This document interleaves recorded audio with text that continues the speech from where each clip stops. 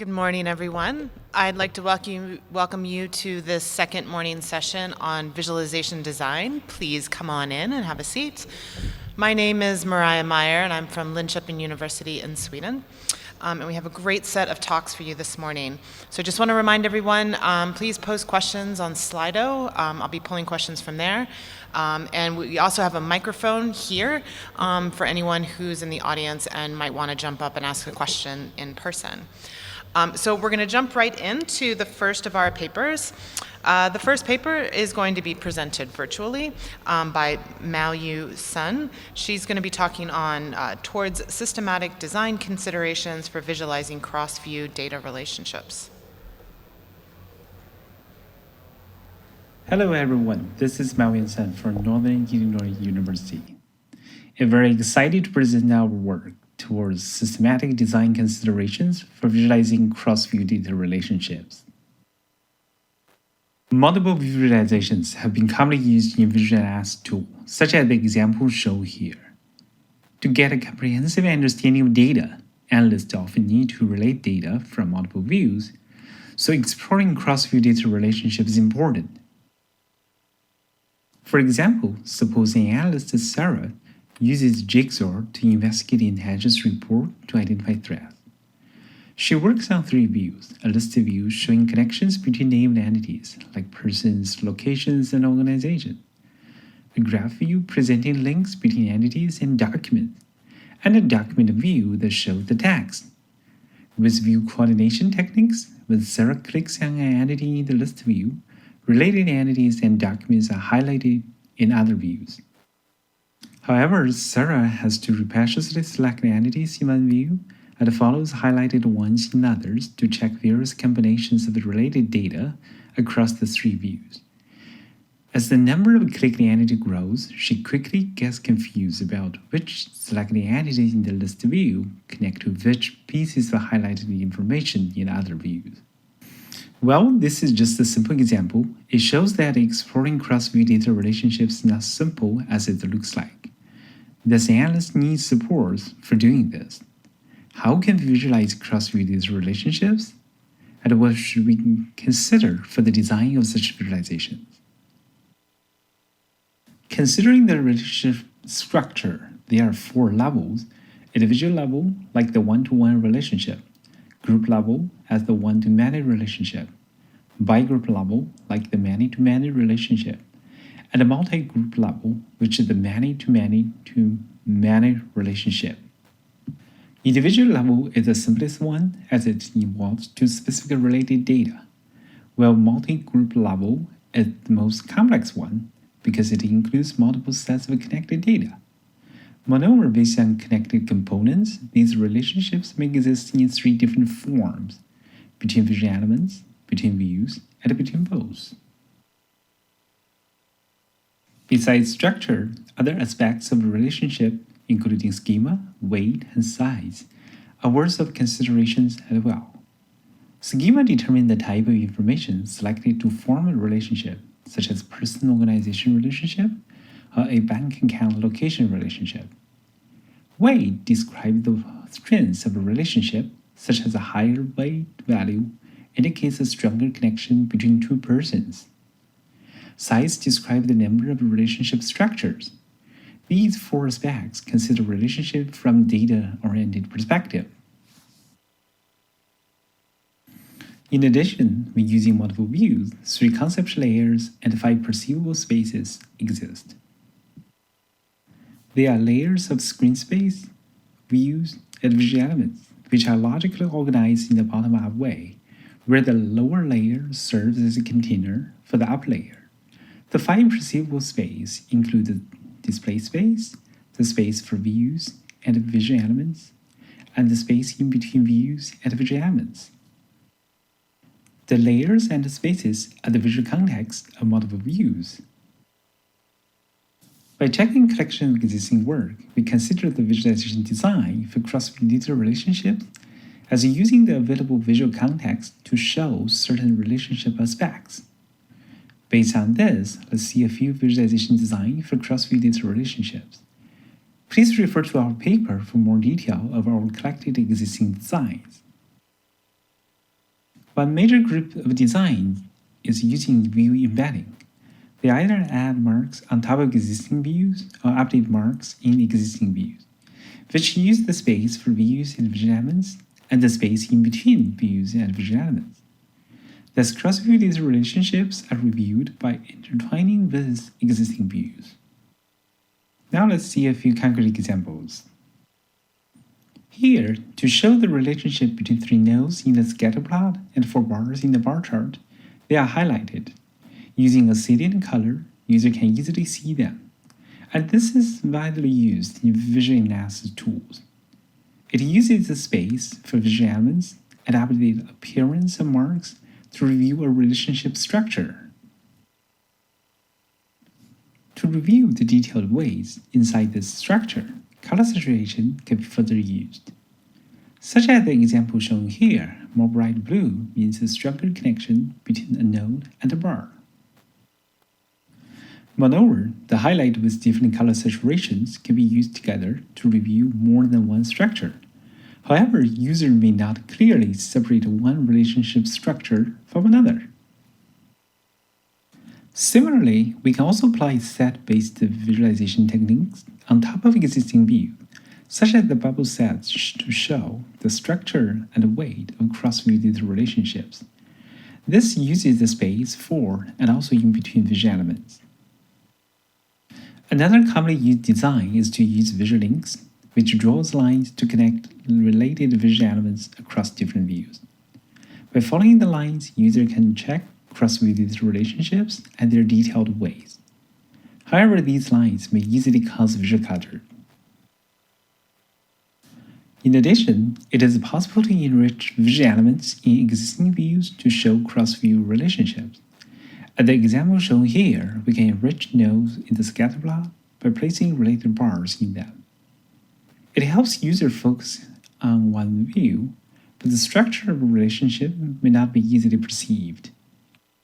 Another group of design is view separating, which emphasizes encoding relationships with their own marks and visually separate them from existing views. It helps to address the issues of disturbing the perception of existing views. A view separating design relies on the space in between views and visual elements. It also requires that cross-view data relationships can be computed, such as clusters, which provide the data for the relationship marks. A key benefit of this is separating cross-view data relationships from the existing views, which preserve the existing ones. Moreover, such separation potentially supports creating an overview of cross-view data relationships, which saves user effort in manually finding them. While I only present 2 major groups of design, please refer to our paper to see more design examples and discussions on their pros and cons. In summary, we consider the visualization design of cross-view data relationship from 2 key aspects. It emphasizes using the available visual context of multiple views to review certain relationship aspects.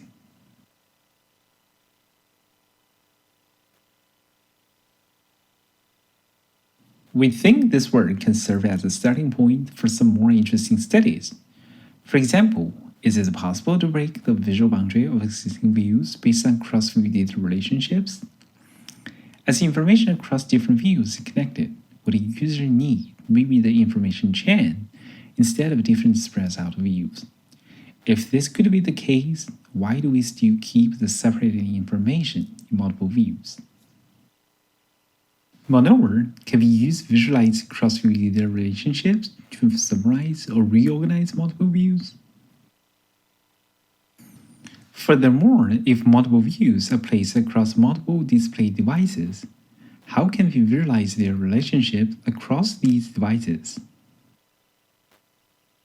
Finally, we would thank the National Science Foundation and the Natural Sciences and Engineering Research Council of Canada for their kind support for this work.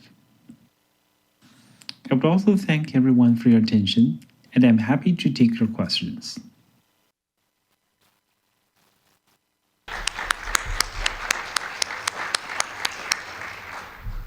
All right, so just as a reminder, we're in Oklahoma Station 5 if you want to post questions on Slido, and we also have a microphone here if anyone wants to step up and ask questions that way. But I'll start with one question for you. So thanks so much for that really nice talk. A question is, have you tried experimenting and implementing a system with these cross views, or with these highlighting across views yet? And if so, what are some of the implementation implications of this technique? Yes. So, well, thanks for the question. I think it's a very good question. So, like we do implement a system which was called like a site debate that was published like at last year's Viz. We emphasize one particular design that is like a view separation things, and we particularly computed like a pairwise like a relationship among like a pairwise of views, and actually visualize those computed relationship as a standalone view, kind of like adding an additional view to the existing like multi-view systems. And I think like my students like publish like the whole like source code for their tools, and the thing is in the GitHub, like everybody can like access. And another interesting thing we were thinking about is what would happen if the multiple view somehow separated across multiple devices. Because all the designs we have summarized here potentially emphasize like we have like continuous large screen space, and all the views somehow spreads out just on that one large space. But it can naturally think about real world settings, analysts working on multiple devices, like a physical large wall screen here, a laptop, a desktop, or maybe some like AR, VR spaces, and all the things just across like different stuff. But we think like creating a standalone extra like relationship view offers an opportunity to create, maybe use the physical space to put the relationship encoding there. Great, thanks. Yeah, it sounds really interesting. One more, like, really quick question. Does your catalog include animated transitions between views? No. A quick answer for that is no. We didn't consider like how the animated transition help like people actually maybe separate one structure from another. Sounds yeah. Sounds like interesting future work. Wonderful. Let's thank our speaker again.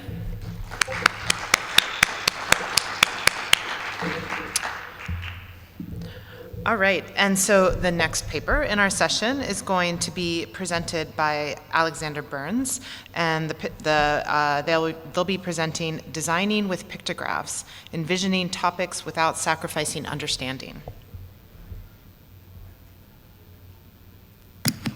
Hi, my name is Alex, and on behalf of my co-authors, today I'll be presenting our paper, Designing with Pictographs, Envision Topics Without Sacrificing Understanding.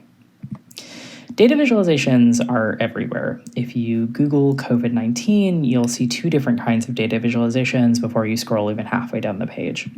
And people use visualizations to make decisions all the time. For example, a person who lives in a hurricane-prone area might use a visualization like this in order to decide whether or not they should evacuate.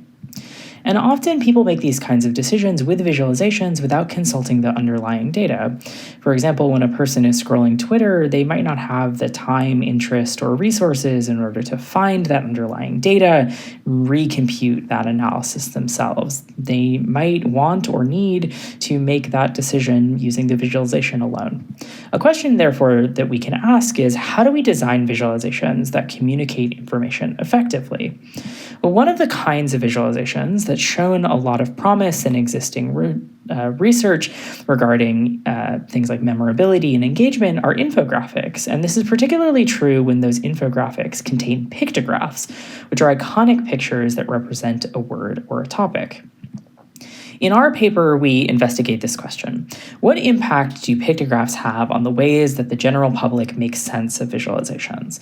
And in particular, when we are talking about making sense, we're referring to an idea that we call casual sense-making. And casual sense-making is a little bit different from the kind of sense-making that we often talk about in visualization, and is really referring to the kinds of sense-making that people are doing while they're looking through social media. They're taking information that they know and that they see, and they're putting putting that together in order to make decisions and judgments about the world. And we measure casual sense-making in this work by a combination of understanding and experience. And to measure understanding, we wanted a new method that could really comprehensively evaluate different kinds of understanding. And so what we did is we took inspiration from the field of education, which evaluates understanding all the time. And we took this very popular method of thinking about different kinds of understanding called Bloom's taxonomy and adapted it here. So Bloom's taxonomy basically divides understanding into 6 different categories. And so the first one is knowledge, in which learners are asked to recall basic facts and definitions. This would be something like being able to repeat back a definition that you've just heard. And the idea of Bloom's taxonomy is that in the 6 levels of understanding, they get increasingly complex as you go. So all the way up to evaluation, in which learners are asked to judge the value of information and provide evidence to back up those judgments. So what we do is we take a visualization, or in our case, a pair of visualizations, and we use Bloom's taxonomy to generate 6 comprehension questions, where each of the comprehension questions targets a different level in Bloom's taxonomy. This is the same method that we use in another paper called How to Evaluate Data Visualizations Across Different Levels of Understanding that we published prior. In our experiments, we used 6 pairs of real-world visualizations. In each of the pairs, one of the visualizations used pictographs, and the other one uses blocky areas. But you'll notice that in each pair, the visualizations are otherwise identical in terms of color and layout and text. We really wanted to isolate the work of the pictographs here. And so in our first experiment, in order to measure understanding, we showed participants one of the 2 visualizations in each pair, and we asked them to answer those 6 different comprehension questions that we had generated. Again, that target different levels of Bloom's of understanding. After participants completed all 6 of those questions about understanding, then we asked them about their experience, where we showed them both of the versions of that same visualization that they had just seen, and we asked them questions like, which of these charts do you think is quicker and easier to read? So they're making these comparisons between the 2 versions of the chart. They repeated that several times to ask about different aspects of their experience. After participants had answered the understanding and experience components for one visualization, we showed them another visualization, and ultimately they saw all 6 of the visualizations, where 3 of the visualizations they saw and answered understanding questions about were the pictograph versions, and 3 of them were the area versions instead. Our results regarding understanding showed that there was no difference between the correctness of the responses that participants gave or the amount of effort that seemed to be displayed in those responses when they had seen visualizations with and without pictographs. We saw no impact of understanding at all.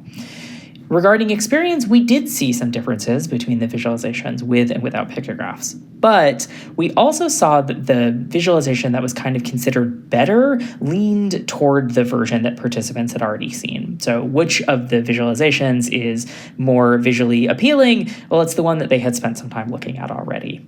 So to further investigate the impact of pictographs on experience, we conducted a second experiment. In our second experiment, we repeated the experience component with a set of participants who had never seen either of the visualizations before. And this time, we showed them both of the versions of each of our charts, and we also asked them to explain their reasoning. Our results indicated that visualizations with pictographs were thought to be easier to envision what was happening. So the pictographs made the chart topic obvious and real was one of the things that participants often pointed to. We also found that the visualizations with pictographs were thought to be just as visually appealing and to make the topic seem just as urgent and important when compared to the visualizations that had geometric areas instead. We also saw that the visualizations with pictographs were thought to be more unnecessarily cluttered. Participants said things like, "I don't think it adds any meaning here." It's worth noting that most of the participants actually gave neutral ratings, and that very few thought that the visualizations with geometric areas were cluttered at all. Finally, we found that visualizations with pictographs were thought to be slower to understand than the visualizations without the pictographs. That participants said things like, there's more things to look at here, so it's slower for me to understand what's going on. It's worth noting that this may just be a perception, because although participants thought that visualizations with pictographs would be slower, they actually did not take any longer to answer questions about them. So in conclusion, we found that pictographs do not negatively impact readers' understanding. So designers should be free to use these pictographs in their designs if they want to, without worrying about that impact. We also found that we suggest that designers should consider visual appeal, perceived comprehension time, ease of envisioning, topic, and clutteredness when deciding whether or not they should use pictographs. In our discussion, we also talk about design implications for using pictographs, including the fact that pictographs need to be resonant for the intended audience. For some of the visualizations, some participants really struggled to understand how the pictographs connected to the topic, where it made sense straight away for other participants. So designers need to be careful about which pictographs they choose, and there needs to be more inclusive and diverse sets of pictographs so that designers can pick those pictographs that really fit the audience that they're targeting. Thank you.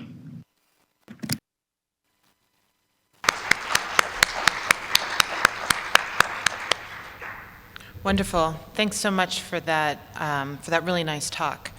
So we have a couple of questions coming in on Slido. The first one is the pictograms can be evocative depending on the context around them, such as the gun chart in your paper.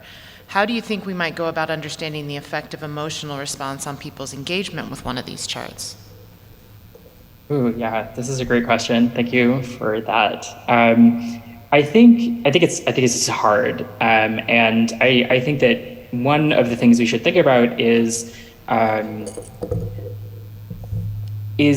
considering how we can collect how participants already feel about a topic, and we may incorporate that information into the way that our experiments are designed, such as purposefully giving participants some charts on topics that they care about versus ones that they maybe don't have as much of an experience with.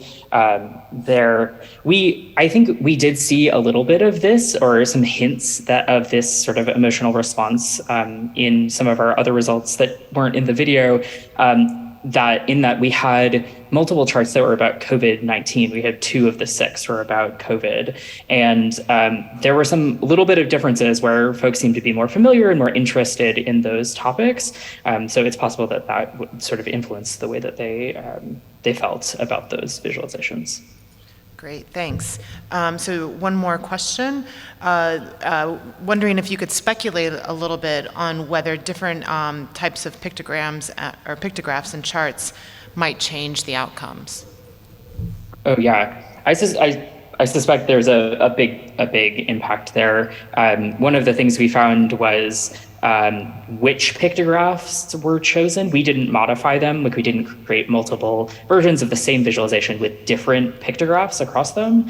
But we did get comments from people where one of our visualizations used the Twitter logo bird, and we got comments from people saying, I have no idea what birds have to do with COVID-19, because it was talking about how many people had tweeted about COVID-19. And so I think that has a big difference in here. And I think that future work could really explore that sort of design space of what kinds of these visualizations are there, and how does changing those pictographs impact the results here.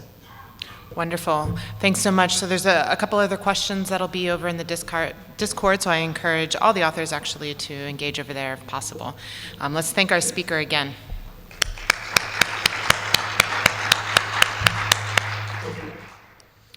All right. The next paper in this session is going to be presented by Chiara Herngel, and she's going to be talking about visualizing higher order 3D tensors by multipole lines. Can you hear? Thank you for the introduction. And so the question is, why higher order tensors? There are many examples of applications with tensors of second order, like this bending beam example. The beam is fixed on one side and pressure is released on top of the beam, and it is described by the stress tensor. But as soon as you, for example, would want to look at the relation between different tensors of second order, you have to look at higher order tensors. So, for example, the relation between the stress and the strain tensor is described by the stiffness tensor, which is a fourth order three-dimensional tensor. So there would be 81 values at each point, but due to the symmetries of the tensor, which are the major symmetry and the minor symmetries, there are only 21 values. And this tensor can, for example, be used to describe such indentation tests. And here a spherical object is pressed into a soft biological material, and the deformation is described by this stiffness tensor. And indentation tests like this one can be used to extract material parameter when test-isolated examples in easier testing configuration is no feasible option. The problem is that there are still, with these 21 values, too many values at each point to analyze these per hand. And even if it would be possible, it wouldn't help that much because they are highly dependent of the local coordinate system. And there is by now no standard method to analyze these higher order tensors or to decompose these tensors, like, for example, in the second order case, the spectral decomposition. So we will look at a tensor decomposition called the deviatoric decomposition and the multiple representation to decompose an arbitrary tensor of higher order and symmetry, to decompose our tensor into a set of vectors and scalars, and use these to draw lines. So how does this decomposition look like? We have our tensor T and can decompose it into the totally symmetric part and the asymmetric part. And for the symmetric part, we can use the well-known relation between totally symmetric tensors and spherical harmonics. But for the asymmetric part, this doesn't exist, this connection. So we need an isomorphism from the tensors of lower order that are totally symmetric onto the asymmetric tensors, and then we can decompose all our tensors that results from this first decomposition into the irreducible and orthogonal parts, which are all represented by deviators, so by totally symmetric and traceless tensors. The nice thing about these deviators is each of these can be represented by a set of vectors and one scalar. How does it look like for the stiffness tensor? We have the symmetric part represented by a fourth order deviator, a second order deviator, and a scalar. And we have the asymmetric part represented by this isomorphism, a second order deviator, and a scalar. So in total, we have the 21 values of the stiffness tensor. Then the deviators can be described by these multipoles, so the vectors, and this is how it looks like for an arbitrary deviator. So we have the traceless part of the symmetrization of the tensor product of our vectors, so the multipoles multiplied by a scalar, here A. These vectors, so these multipoles, have different interpretations, and the first one is the electromechanical interpretation, where these mathematical multipoles represent the multipoles known from the electromechanics, so they represent the load of the material. The second interpretation is the symmetric interpretation, so we can calculate the symmetries of the represented material by calculating the symmetries of the different multipole sets. And in case of the stiffness tensor, we can use the symmetries to calculate the anisotropy classes, which are given here. In our case, the orthotropic case is the most important because the material model that was used produces tensors that are orthotropic or of higher symmetry. So now these multipoles can be used to draw lines, and therefore we must recognize that there are more than one multipole at each point, and these cannot be sorted by one scalar like for the tensor lines. So we have to do it a little bit different than the tensor line calculations. In the first step, we calculate or select the seeding points and calculate the multiples at each point and sort them by, for example, a distance into different fields. Then, with a fixed step size, the integration points are calculated and the tensors at these points are interpolated. The multiples are again calculated and sorted into different fields. And this is repeated until this first line, so what we call baseline, reaches the surface of the domain. But we have more than one multipole field, so we select on the existing lines new seeding points with a fixed distance and use these to start with the other multiple lines for the other multiple fields. This can be done as often as wished. So this is how it looks like for the bending beam example. So for a second order three-dimensional symmetric tensor, you have one multiple field parallel to the beam axis and one that is curvilinear in this beam. And we compared it to the tensor lines, and as you can see, there is a connection between these lines. We analyzed it mathematically and found that the multiples, that the eigenvectors are the bisecting lines of the multiples. And so what we see here is that the multiple lines, in this case, underline the maximum tensile stress of this example. In the higher order case, this is a little bit more complex because we cannot compare it to, for example, tensor lines or something like this, because there is nothing like tensor lines. In our case, we were able to compare the values with values of the Cauchy-Green tensor, stress tensor, which is also a second order tensor, because the stiffness tensor is calculated from this tensor. And in green, you can see the tensor lines of the Cauchy-Green tensor, and in red, the symmetry plane normal lines, so not the multiple lines, but the lines calculated from the symmetry planes of the anisotropy type are represented. And as you can see, for all three cases, they are very similar. So in other words, we can say that the information on the deformation and the stress field is encoded in the stiffness tensor. But the problem here is the symmetry plane normals does not always exist. They not even exist always for the stiffness tensor. So we have to look at the more complex tensor lines, but they always exist, and they encode all the information that we saw before. And here you can see one set of these multiple lines, because we have for each deviator one of these sets. And the important thing here is that it is not that much important to analyze a single line, but to analyze the resulting grid.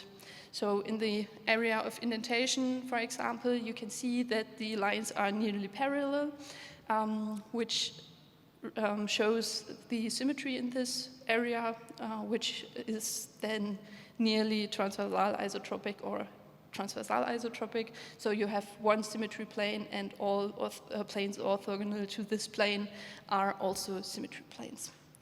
And you can see for the other multiple line sets, this is similar. And if we look on top of this, we can also see that there are 3 orthogonal symmetry planes in the rest of the area. And we can also see the radial symmetry of this material. So I thank you for your attention, and I'm happy to answer your questions.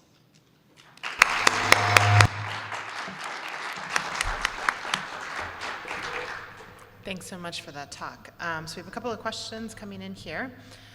The first one from Tino Weinkauf is, can you imagine applying a similar analysis to other tensors than the stiffness tensor? You mentioned the Cauchy-Green already. Any others, smaller ones like the Jacobian? So the nice thing about this decomposition is that it can be done for each tensor of each order in 3 dimensions. And we also know that the symmetry information is always one interpretation of this field. So you can draw these lines for all tensors and all applications and always know that this is one of the interpretations, and for other ones you have to look more into the tensor itself and what it means for this tensor. Great. One more quick question. How do you encode the stiffness in the visualization? Can you rephrase the question? The question was, how do you encode the stiffness in the visualization? So I don't know how to answer this question because I don't know what the meaning behind it. Okay, we'll move on to one more. Maybe whoever asked that can clarify in the Discord channel. We'll do one more quick one. You have to like hold the button on the top. There's a button. Yeah. No, okay, actually, it's or down. Yeah, I was wondering, just look at this picture, there's also some sort of visual clutter associated with this encoding. Is there a specific source on some sort of subsampling or some sort of bundling that kind of make it clearer for domain scientists to look at it? Because once it's, have a visual clutter, it's actually much harder to interpret. Yes, so we also looked at it and we compared, as I said, you can repeat these calculation steps of selecting new seeding points as often as you want. And we compared different repetitions of these steps. And in this case, there was no big difference, I would say, because the result is pretty clear that you have these nearly parallel lines in the indentation area and these crossing lines with these 3 orthogonal planes in the rest of the area. But of course, the cluttering is always a problem, and you have to decide how many lines you show. All right, thank you. Great. Let's thank our speaker again.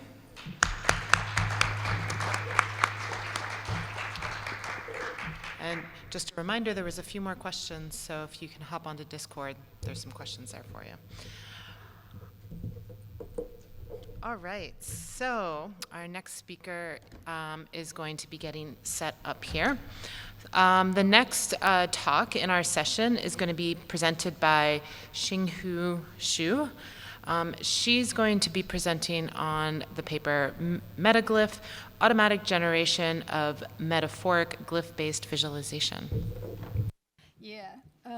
Hi, everyone. Welcome to my talk. I'm Xinhuan Shu. Today, I will present the paper Metaglyph, Automatic Generation of Metaphoric Glyph-Based Visualization. So glyph-based visualization serves as an effective method for encoding multiple dimensional data. But with the increasing number of data dimensions, how can we understand and grasp the information from a glyph-based visualization? And we are thinking that the visual metaphors may help. For instance, the example visualizes the B data using the hive metaphor given their data-related appearances. And other examples include using eyes for presenting mascara data and dicks for music data. However, it is not an easy task for designers to incorporate metaphors in glyph designs, as they have to balance a variety of factors. For example, they should consider the expressiveness of the visual representation and the effectiveness of data mappings. We see many advanced authoring tools have been developed to facilitate the process, but it is hard for them to balance the automation and the customization. For example, tools like Glyph Creator, they provide geometric shapes. And Datum, they provide a palette of shapes. And they can finish the process without human efforts. However, they only support limited shapes. On the other side, we see many authoring tools like Data Ink. They allow draw elements through sketching. And the data-driven guides, users can create glyphs through interactions. However, such creation is laborious, and the quality is highly dependent on the users. So in this work, we are thinking that how we can ease the creation of metaphoric glyph-based visualization. Here we shot for MGV using online sources. So we see there are two challenges. First, it is unclear how metaphors can be embedded into the glyph-based visualization. And the second, it is difficult to generate an MGV without the human involvement. To address this challenge, we systematically reviewed 50 examples to explore the MGV design space, and we also proposed MetaGlyph, a mixed initiative system for creating MGVs automatically. Now let's go back to see how we address these kind of challenges. So for the first challenge, we explore how metaphors can be embedded into the glyph-based visualization. So we collected examples from multiple sources, like the top visualization conferences and the journals, and also some creative websites using keyword searching like metaphors and glyphs. So finally, we got a total of 50 metaphoric glyph-based visualizations. And then we conducted a comprehensive qualitative analysis for these examples in 3 stages: the MGV level, glyph level, and the visual elements. So for the first MGV level, we aim to understand how designers embed their metaphors and place all glyphs in MGVs. So in this process, we also conclude the definition of a valid MGV is to use a visual design that suggests a particular association or similarity with data. Then for the second level, we focus on different glyph layouts. Here we classified them as radio and non-radio layouts. So for the final element level, we focus on the detailed visual elements, where we counted the number of encoded data dimensions and analyzed their encoding channels. So you can find the concrete analysis in our paper. And then we move to address the second challenge. We aim to generate the MGV just from a spreadsheet automatically without human effort. So how can we do that? We propose a MGV generation model, including 3 steps, where we automatically select metaphoric images, constructing the mapping between the image element and the data dimensions, and also render the visualization. So at the first step, what we need to do is to choose the appropriate metaphors as well as their corresponding images for our MGV. So here are 2 criteria. The metaphors should be semantically related to the data, and we also need a vector image with a simple structure. So to achieve this, we use a spreadsheet name as our data topic, and then we use the word to search for vectors from online resources. Next, for each chosen image, we will segment it into multiple elements. And then we prove tiny elements for simplicity. And then we determine the structure using some heuristics. So this one we see is a radio structure. And at this time, we can do some augmentations to enrich their explorations. For example, here we embed some basic charts into the circle elements. So after the above operation, we can get an element list. And what we need to do next is to connect the elements with the data dimensions. So the element actually can encode any data dimensions, or even not to encode data. So in that way, given the large space, we will use Monte Carlo tree search, which can efficiently and logically explore a large space with a tree structure. Now we see how it works. From the data, we also allow the users to group some data dimensions together. And then we order all data dimensions using the importance score, which estimates the relevance of the data dimension to the data topic. So the data dimensions can be matched to an element, an axis, or even even an empty set, as we have mentioned that the element is not meant to show any data dimensions. Then we perform the MCTS, including 4 stages. First is selection, expansion, simulation, and backpropagation. The whole steps can be found in our papers. And we just noted here that the reward function we use to estimate the quality based on 3 criteria. First is the importance score, which illustrates the relevance of data dimension and the data topic. And the semantic score, where we estimate the semantic relevance between one data dimension and a visual element.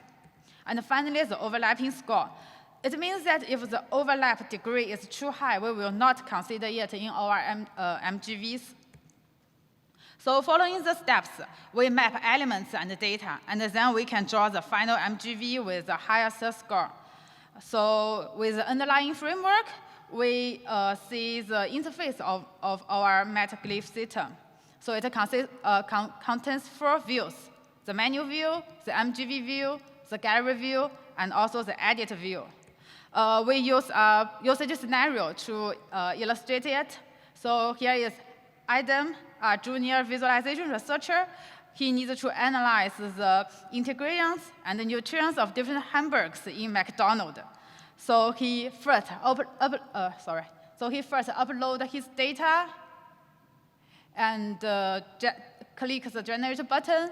So the system has already provided the different MGVs for him. He can browse the data mapping through hovering on the editing view.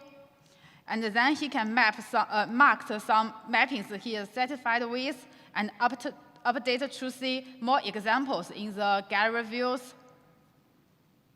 here. And he can further explore the data set.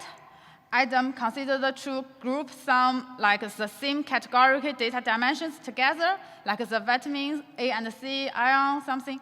So he can generate the new MGVs.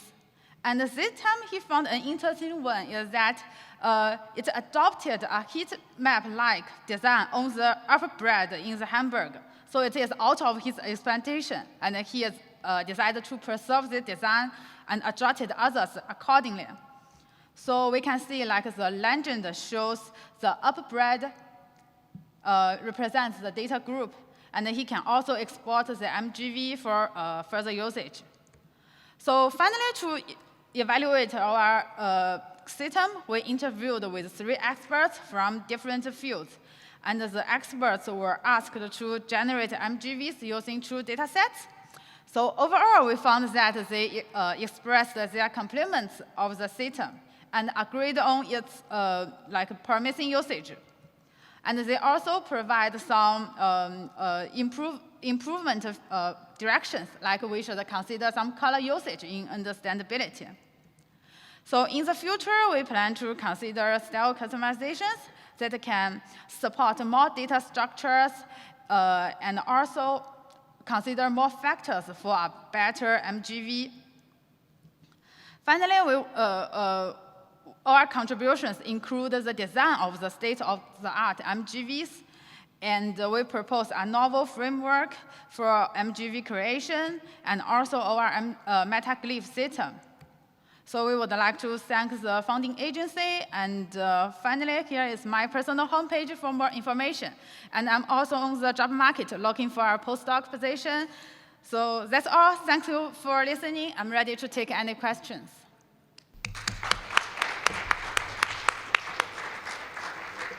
Great, thank you for that. So we're only gonna have time for one quick question. So in your collection process, did you find metaphoric glyphs that are able to successfully span different cultures, or are MGs very specific to cultural norms? Yeah, actually, in our work, we did not consider the cultural norms in designing the MGVs, but I think the answer for this problem is yes, because I see that many emojis, they have considered cultural norms. So maybe future, we can also consider this in our customization. Great, Yeah, thank you. So there'll be some other questions on Discord. Yeah, thank Great. you. Let's thank our speaker again.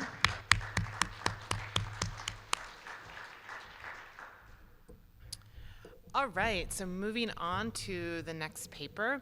The next paper is going to be presented by Benjamin Buck, and it's on dashboard design patterns. And I want to make sure to note that this paper is winning a honorable mention award, so let's give Ben a round of applause for that.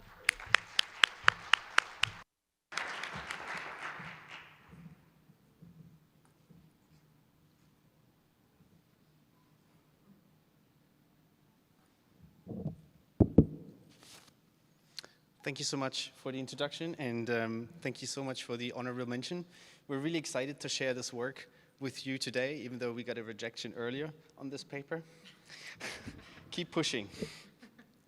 I'm here with my co-authors, Alfi Abdulrahman, Çağatay Türkay, and Min Chen, which you can find at the conference, and please talk to them and talk to us if you have any discussion points. Now, dashboards are an established medium in visualization, and we find them across many disciplines, as you may already know. Now, more recently, we have seen more of these dashboards coming up in public media, such as news websites and government websites. And we can see this as a sort of an arms race in dashboards. They are meant for the general public, covering topics such as public health, climate change, or open data in general. And with tools such as Tableau or Microsoft Power BI, we can support these dashboard designs, and we can open the dashboard design process to many more participants, even those who are not trained in visualization design or dashboard design. And hereby I'm including myself, because I've not designed dashboards before this work, really. So how can we support the dashboard design? Again, including ourselves. If we look into the literature to understand what is the dashboard and what had been said about dashboards, we find that dashboards are considered the tip of the iceberg. They should provide a bird's eye view on your data. They should highlight important information, objectives, should be fitting in a single screen, provide an at-a-glance overview, and so on and so on. In addition to these information, we also find lots of advice of what to do and what not to do. For example, don't overwhelm your users, avoid visual clutter, avoid poor visual designs, carefully choose your KPIs, and so on. And eventually, we can think about the purpose of dashboards and what is the design intent. For example, in this really nice paper by Sarikaya et al., we found different goals of dashboards. We find description of purposes, of audiences, of data semantics, and so on. And this is all really great advice on what we're designing for. But what we were lacking in our own practice is the how, and how do we design? How do we go about the nitty-gritty bits? Because we were tasked to design many dashboards for COVID data in the United Kingdom, and we were really wrestling with these low-level decisions. How do we visualize data in a very concise manner? How do we use the screen size effectively, the screen space effectively? How do we structure our information on a page? How do we make relationships clear? How do we support reading? How do we do this with an appropriate layout? How do we use interactivity, if any at all? And how do we use color to add more meanings and semantics and provide consistency and so on? So in order to address this, we said, well, we're going to look what other people have been done in the past. So we looked at 144 dashboards, part of them coming from the Sarikaya collection. So thanks for publishing all these dashboards alongside your paper. We added a couple of papers, mainly on COVID data, public health, and so on from the news media to give an update. And through structured coding, we ended up with 23 dashboard design patterns. We can roughly group these patterns into two groups. One is the content design patterns, and they describe how you go about the content of your dashboard. For example, how you're showing the data, or what information you're showing about the data, what metadata you're showing, and how you present that, as well as visual representations of your data. So for example, for the visual representations, we found very detailed descriptions of your data, for example, tables where you've got all the numbers in a very structured way and a few smaller trend charts. And these trend charts are really interesting if you think more about it, because they don't have any axis labels, they don't tell you precise values, they give you an overview over the trend like in spark lines. And you can use them to create very high density of information on a display, potentially. And eventually we have the usual suspects that we always find in dashboards, such as pictograms, numbers, and so on and so on. You can find more of this information in the paper. On the other side, we have now the composition design patterns that look into how these individual elements that you show in your dashboards are meaningfully combined. For example, we can think about the layout, which can be rather open so that all the elements in our dashboards are more or less considered equal. Or we can include more structure in our dashboard, for example, through a table layout where rows and columns have specific meanings and semantics, and that helps look up and finding and relating information. Or we can structure our dashboard in a more hierarchical way. And another example that I want to show here are design patterns to use or to make use of screen space. What if you run out of screen space? It's probably one of the most challenging problems in dashboard design. So if your dashboard doesn't fit the screen space, what you can just do is keep scrolling. And this is a pattern that we found quite often. Or you can add more parameterization in multiple pages, by which I mean parameterization, like in this example, you can just put in a search term and then find the data and filter and drill down to the data that you need. Or you have multiple pages, like again in this example, you have smaller links on the bottom and then you go to different pages that show you different content about your data and different information. We have also other patterns about then how do you structure these different pages, and how do you go about the navigation. We have patterns about interaction purposes. I'm not going into detail here. And we have patterns about color and color semantics. You find all of these details in the paper. Now, again, these patterns provide a really high-level overview, or a very low-level, apologies, very low-level solutions in our dashboards. And while analyzing these patterns, by coding all the dashboards, we found some sort of higher-level solutions emerging from this chaos in a way. And we call these higher-level solutions dashboard genres as an homage to the 7 genres of narrative visualization by Siegel and Hare.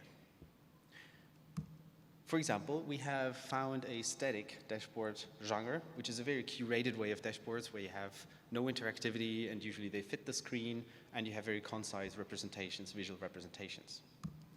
This is very different from an analytic dashboard where we have, which are closer to analytic applications and with multiple coordinated views, where you have detailed visualizations and lots of interaction to support interactive analytic workflows.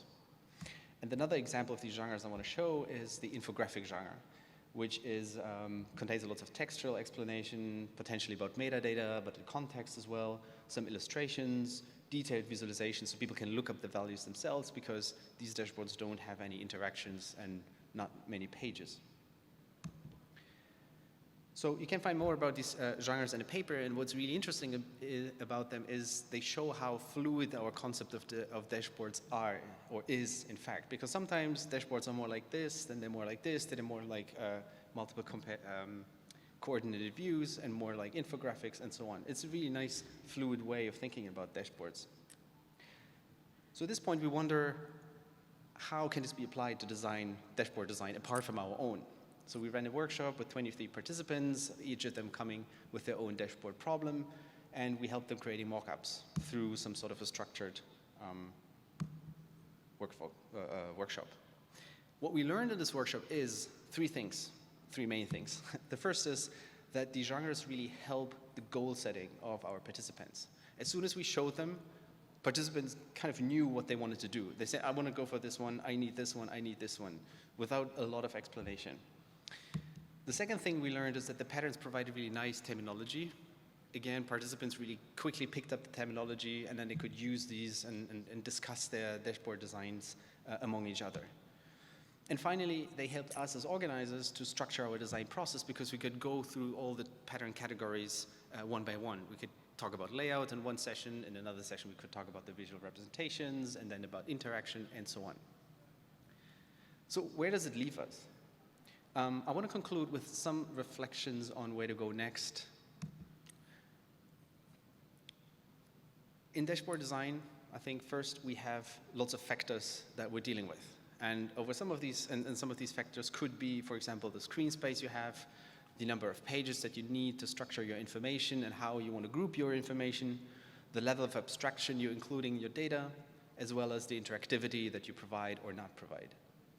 And over some of these factors you have control, and over others you may not have. And again, it depends on the scenario that you're working at. So when it comes to the actual design, what you're doing is you're doing a lot of trade-offs and a lot of going forth, back and forth, and weighting the thing. How important are they, and how can you go about them? For example, if you don't have a lot of screen space, then keeping the information you want to show equal, you can split your information across multiple pages.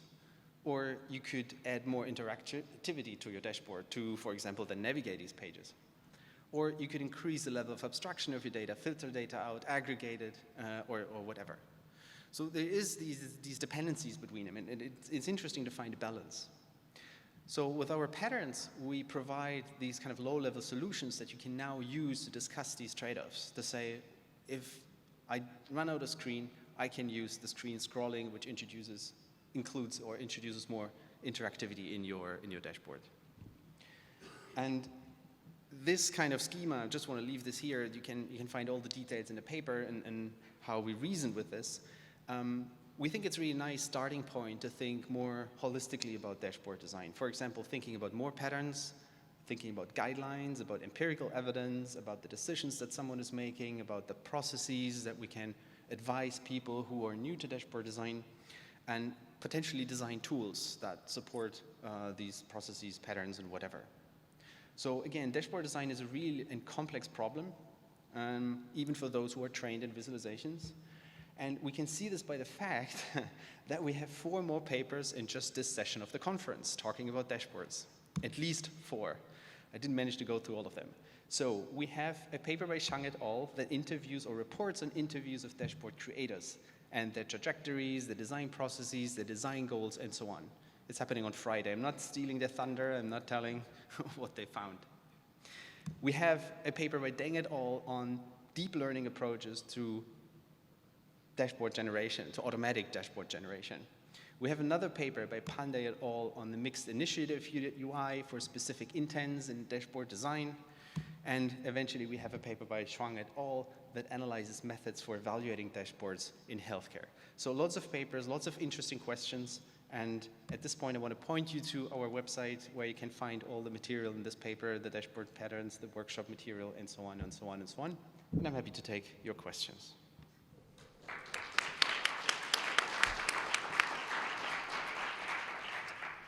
So there's quite a few questions, but we have time for just one. So the one I'm going to ask is, many visualizations we design are specific for the context and domain we're designing for. Do you find dashboard design to be similar? How bespoke do they tend to be or not? What a good question. I think the short answer is, yeah, it always depends. And the long answer is that in our research, these patterns that we have, we found them across all the different domains. So the collection that we looked at already contains lots of different dashboards. So it would be really interesting to now look into the specific tasks. It's something that I didn't talk about in this talk at all. I did not mention tasks, and I was wondering there must be one question about tasks. So I think looking at these tasks and then see how some of these solutions relate to the task in a specific domain, and so on and so on. Great, thanks. There's quite a few that will be on Discord, so please go there. Let's thank Ben again.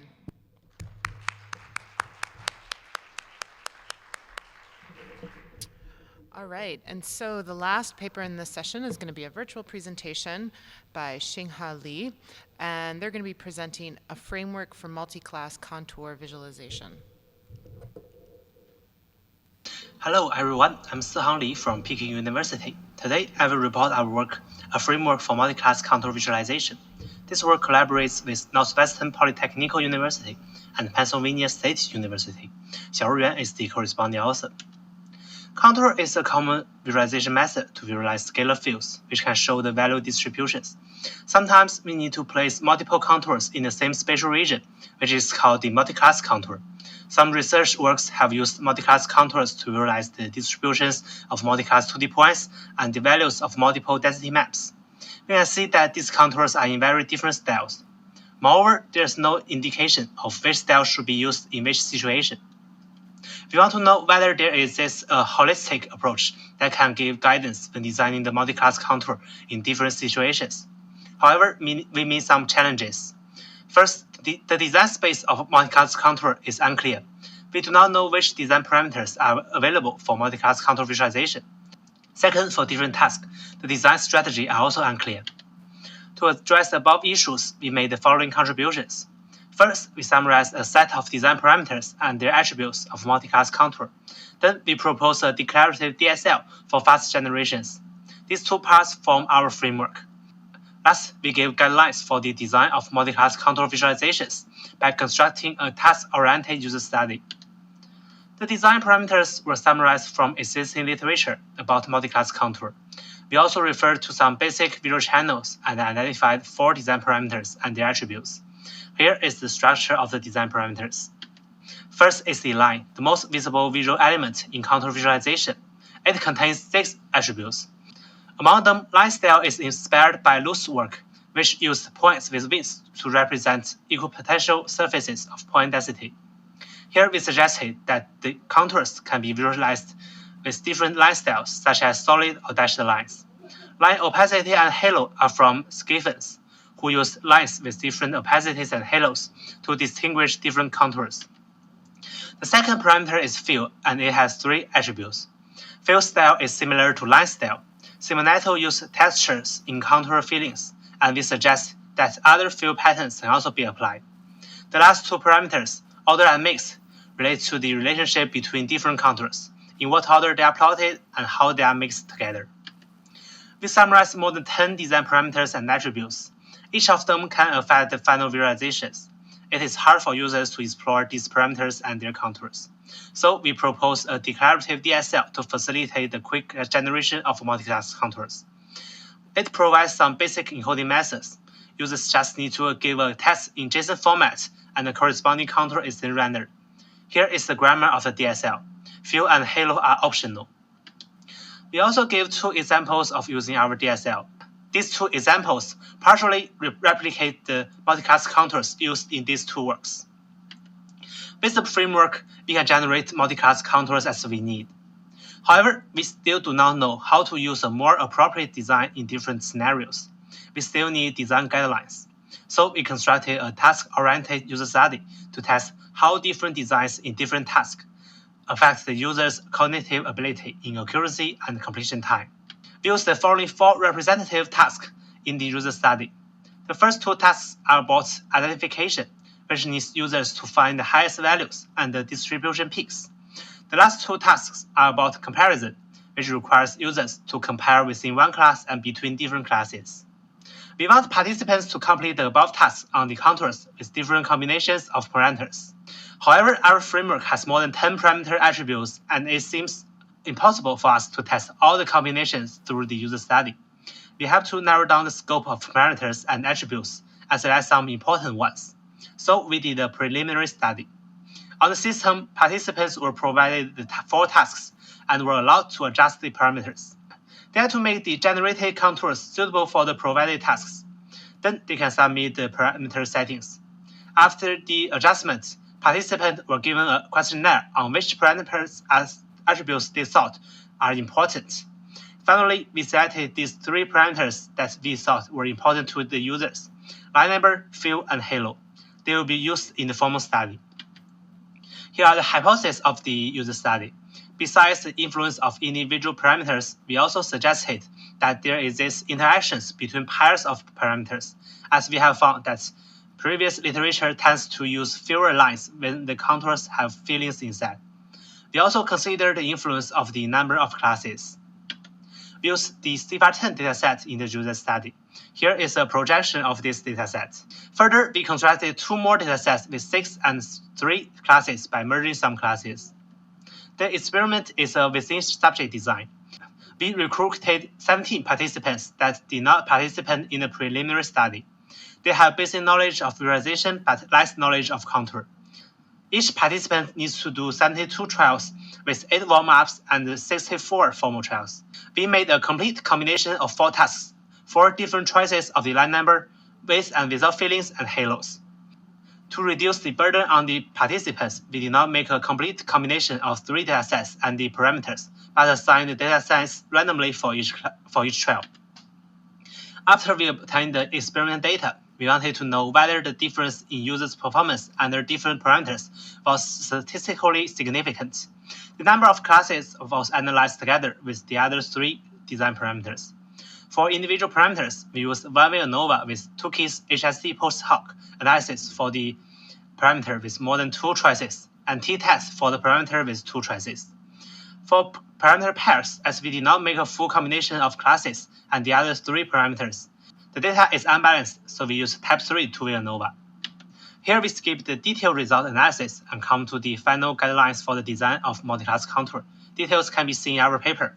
Contours with few contour lines do better in finding peaks and comparing values when the intersection between different classes is not severe. However, they are not suitable for finding the highest values and comparing values between classes when existing heavy crossovers. Filets are not suitable for the tasks to find peaks and comparing values within one class, probably due to the overlapping of colors. More classes in data can negatively affect the task of finding peaks, and the limitation may be around 10. The above guidelines can guide the design of multi-class contours. We then describe this process with an application example. We use NSF project in these 3 years. Each project has a title that can describe the research direction. We use BERT to embed these project titles and Disney to project them to a 2D space. The closer the 2 projects are to each other, the closer their research directions are. For the analysis goals, we first wanted to get the peaks of the distributions in 3 years. We can show possible research directions. According to the guidelines, we had better use contours with fewer lines and without fillings.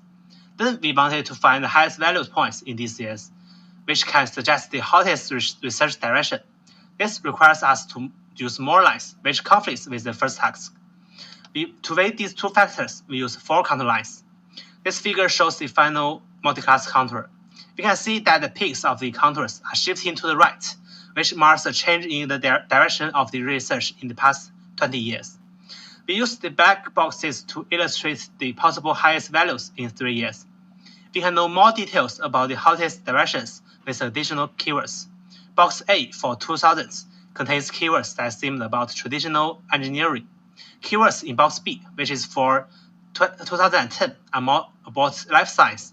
In 2020, we got 2 boxes. Keywords in box C are possibly about computer science, and the word COVID-19 appears in box D, showing that the research about COVID-19 is also popular in 2020. The previous application shows the usage of our framework and guidelines. However, they still need some more effort to be better.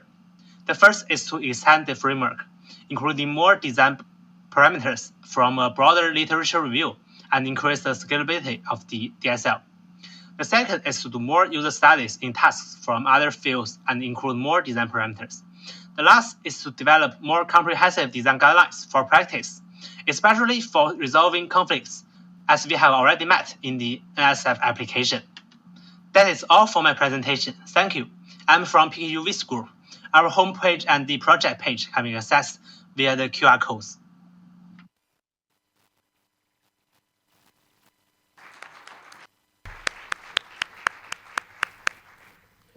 Great, thanks for that nice talk. So we have a couple of questions here. The first one is, in the case of NSF projects, how do you define or quantify the value points? Thank you for the question. And before the questions, I would like to add some additional information to our paper. First, we recently have updated experimental results suggesting some new design guidelines. And second, due to the temporal network security policy of our university, the website of the project is currently not available for visiting until the next month. And here comes to the question. The value points here is that we use, as I have mentioned in the presentation, we use the BERT model to embedding these NSF project titles and project them onto a 2D space. So this is so the value points can be regarded that it is generated from the it can be regarded that the value points are generated from the scalar plot of the NSF project projection. So and And that's all for this question. Okay, great, thanks. We have time for one more quick question. How did you choose the contour colors, and do you think changing the colors would change the results? Yes, that's first, that the color is included in our design parameters, and in the discussion in the discussion section of our paper, we have shown that we do not test all the design parameters, but only choose some we think important design parameters, and other design parameters like this question mentioned contour colors, and further we will make some more user studies on these parameters. So we think that the change of contour colors maybe can change the results. So, great. It's all the time we have for questions, but there'll be some more posted on Discord, and I encourage you to engage with the questions there. Let's give another round of applause to all of our speakers today.